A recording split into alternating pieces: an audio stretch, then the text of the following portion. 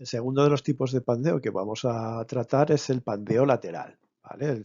Pandeo lateral o pandeo lateral torsional, ¿vale? Es un modo de inestabilidad en el cual una viga que está sometida a flexión, sobre todo cuando trabaja en su eje fuerte, y sobre todo cuando tenemos secciones abiertas, como las típicas en perfiles en U o perfiles en doble T, la cargamos en su propio plano. Entonces lo que ocurre, aquí tenemos varios ejemplos, ¿vale? Tenemos, por ejemplo, este caso de aquí, sería una viga en voladizo, donde lo que va a ocurrir es que se sale del plano, ¿vale? Al cargar una carga puntual tendremos un diagrama de momentos flectores M sub I, y lo que ocurre es que se sale de lado, ¿vale? Podríamos verlo, lo que ocurre en una de las secciones sería algo así, ha girado con respecto a cierta posición y además se ha desplazado hacia abajo, ¿vale? También nos puede ocurrir, por ejemplo, en barras biapoyadas. Esto que tenemos aquí son dos apoyos en horquilla donde le impide que se pueda tumbar las dos, que pueda torsionarse los dos extremos, pero en el centro de la barra, toda esta barra se va a combar lateralmente cuando tenemos dos momentos puntuales aplicados en los extremos y por lo tanto un diagrama de momentos constante, ¿vale? Aquí a la derecha podéis ver un vídeo de un experimento en el cual con unos perfiles abiertos y además de chapa muy delgada podemos ver cómo ocurre ese pandeo lateral torsional, ¿vale? Es de la Universidad de Virginia Tech.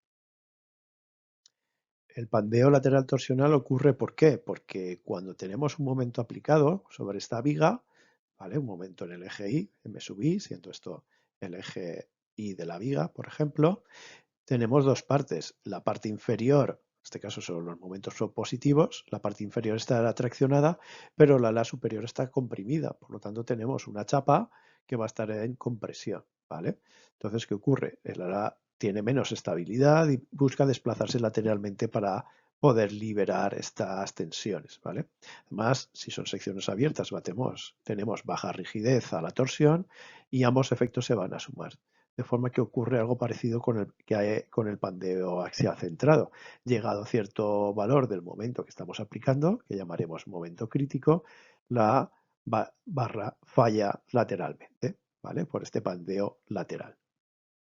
¿Y cómo podemos obtener ese momento crítico similar a la carga de Euler de pandeo?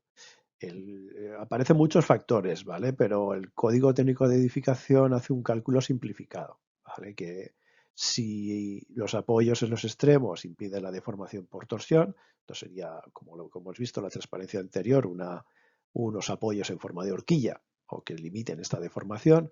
Y si la carga actúa en el eje de la barra, no en la parte superior o el inferior, podemos obtener las ecuaciones que utiliza el código técnico de edificación. No obstante, para este cálculo se necesita calcular lo que es el radio de giro de la sección eficaz, que es un tercio de la zona traccionada y que hay veces que es difícil o tedioso de conseguir. Sin embargo, el código estructural o el eurocódigo también es necesario calcular el momento crítico, pero no hay información de cómo calcularlo.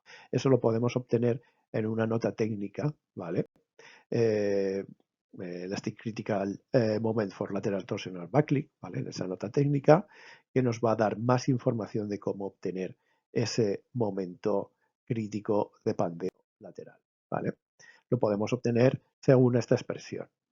El momento crítico será igual a un coeficiente C1, ¿vale? Que es un factor que depende de las condiciones de apoyo y de la ley de momentos flectores que aparecen sobre la barra, pi cuadrado por E por I sub z partido la longitud LC al cuadrado, donde I sub z es la inercia en el eje débil, ¿vale? Es una especie de pandeo axial, pero solamente del tramo donde no está soportado, ¿vale? El EC es la longitud de pandeo lateral, ¿vale? La distancia entre apoyos laterales que impiden el pandeo lateral. Nosotros la veremos escrita como beta sub v por L muchas veces, en los programas informáticos también, y eso se ve modificado por la raíz cuadrada de dos componentes.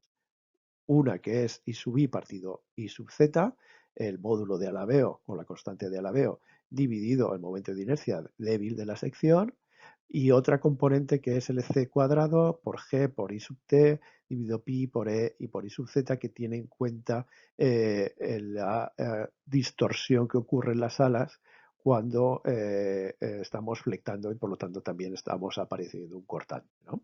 Ya que las alas ya no van a estar una sección plana. ¿Vale? Toda esta serie de factores los podemos obtener normalmente de las tablas. ¿Qué nos falta de las tablas? Obtener el coeficiente C1. ¿Vale? Ese factor C1 tiene en cuenta el diagrama de momentos flectores. ¿Vale? En el código técnico de edificación solamente aparecen los casos para situaciones en las cuales tenemos un momento en los extremos, m, y otro valor psi por m, ¿vale? No tenemos momentos aplicados dentro de la barra, ¿vale? Serían estos casos que hay aquí recogidos. Como si os fijáis,